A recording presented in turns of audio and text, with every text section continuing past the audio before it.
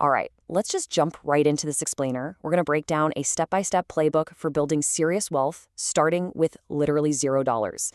If you've ever caught yourself thinking the whole financial system is rigged or you absolutely need money to make money, well, we're going to completely dismantle that myth today. So, can you really become a millionaire starting with nothing? Look, I get it. Starting from zero is incredibly tough. But if you shift your mindset, kind of like treating your teenage years like a video game where you're just purposely leveling up your financial stats, the answer is a resounding yes. It's really not about getting lucky. It's about making very specific, highly strategic moves early on that compound over time. We're going to track this whole journey chronologically, taking you step by step from age 13 right up to the ultimate boss level at age 18. And hey, if you're already past 18, don't worry. Just use this as a rapid fire checklist to catch up. Starting off with age 13, where your ultimate advantage is simply time. At this age, time is on your side. Think of your money like a tiny little snowball rolling down a really long hill. The longer the hill, the bigger it gets. But since you aren't legally old enough to invest on your own just yet, you're going to need to step up and convince a parent or guardian to open a custodial account for you. This right here is the absolute secret to getting a massive head start. It means you can take that birthday cash or Christmas money and put it to work immediately, instead of just letting it collect dust in a piggy bank doing, well, absolutely nothing. Now, the exact type of account really depends on where you live. Over in the UK, a junior ISA lets your parents invest up to £9,000 a year, entirely tax-free.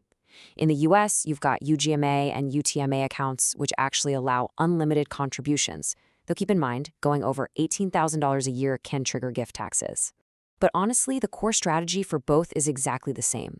You just want to invest in a simple, low-cost S&P 500 index fund through a low-fee broker, like Vanguard, for instance. Historically, the S&P 500 has averaged a 12.58% return over the last 10 years. You don't need to stress about picking the next hot stock. You literally just own a tiny sliver of the 500 biggest companies in America and let the broader market do all the heavy lifting for you. Moving right along to ages 14 through 17, this is the messy skill building phase. During these years, you have incredible freedom. No rent, no utility bills, so by age 15, it's time to start generating some actual cash flow. Go grab a Saturday job in retail or fast food. Don't be picky about it. It's going to build incredible social skills that will prepare you for dealing with all kinds of people in the real world. And when those first few paychecks start rolling in, you have to avoid the classic teenage spending trap. Seriously, stop blowing your hard-earned cash on video games you'll be bored of in a month. Instead of just saving up for a fleeting weekend at a theme park, think of it as stashing your cash to build a launch pad for your entire future. Because once you hit 16, you're going to take that stashed cash and invest it straight back into yourself. And to be clear, I do not mean buying some overpriced fake guru course that promises you the moon and delivers absolutely nothing. I mean investing in real equipment.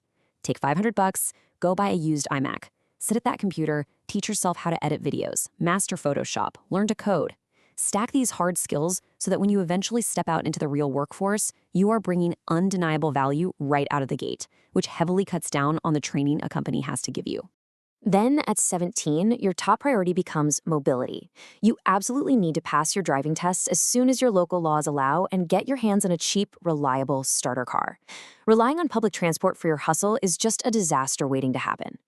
Think about it. If a client needs you and your bus is running late, you instantly look incredibly unprofessional. There's that great saying, to be early is to be on time is to be late, and to be late is unacceptable. Having your own car just ensures you never miss out on those lucrative side hustle opportunities. All right, now for the big one, age 18. Welcome to adulthood. The tutorial phase is officially over. Hitting 18 means an entire world of powerful financial tools instantly unlocks for you. The crucial thing here is completing a specific 7-step checklist the second you turn 18. This is the very foundation for building millions. Let's break these 7 steps down. Step 1. You need to open 2 low-fee bank accounts that are entirely under your control. First, a standard checking account or current account for your everyday money flow, like receiving paychecks from that coffee shop job. Second, you want a high-interest savings account. Some banks, like Chase, are offering around 4.1% interest right now, literally just for parking your money there. This is where you're going to stash a 3 to 6 month emergency fund. Think of it like a giant shield potion in Fortnite. It's there to protect you if something totally unexpected happens and your income dries up.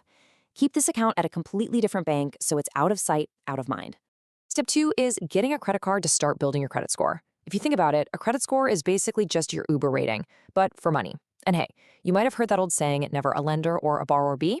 Yeah, ignore that. The wealthy strategically use debt as a tool to build even more wealth. By putting your normal, everyday expenses like gas on a credit card and paying that balance off in full every single month, you pay zero interest while simultaneously building an amazing credit score. That is exactly how you secure a significantly cheaper mortgage rate later on down the line.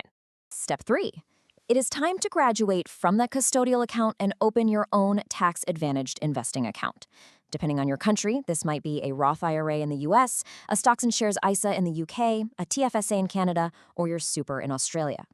These accounts are absolute game changers because they legally allow you to avoid paying taxes on your investment growth. Plus, pretty much all modern investing apps offer fractional shares now, so you don't actually need $220 to buy one whole share of Apple. You can start putting your money to work and learning the ropes with just a single dollar. Step 4 is a really big one. Carefully weighing your education options. People always ask, is university a scam? Well, yes and no. If you're going to be a doctor, a nurse, an engineer, it's absolutely crucial. You have to go. But please, whatever you do not take on 60 to 100 grand in suffocating debt for some useless degree like golf management. I mean, it's just laughable. If you're interested in business, tech, or the trades, seriously look into apprenticeships.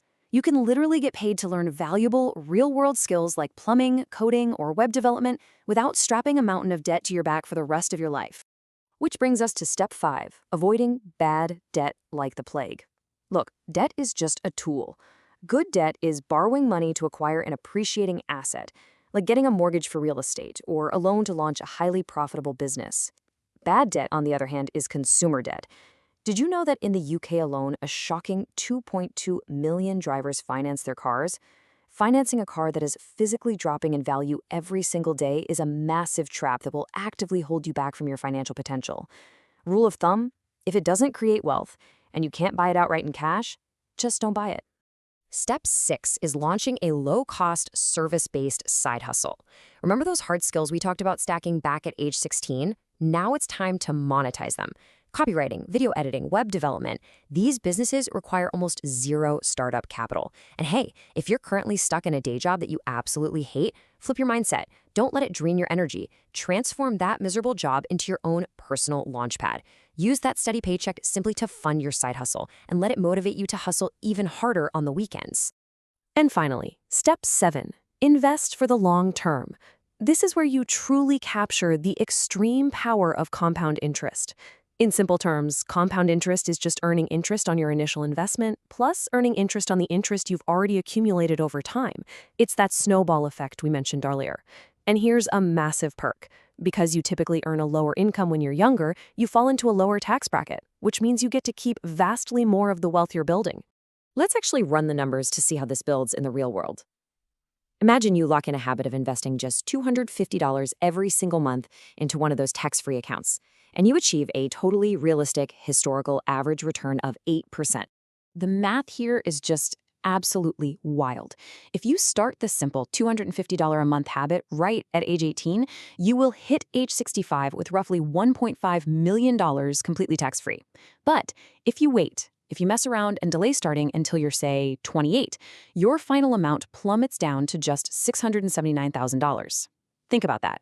Waiting just 10 short years literally cuts your ultimate wealth in half, all because you robbed yourself of the most powerful years of compounding. So as we wrap up this explainer, I really want you to chew on this question.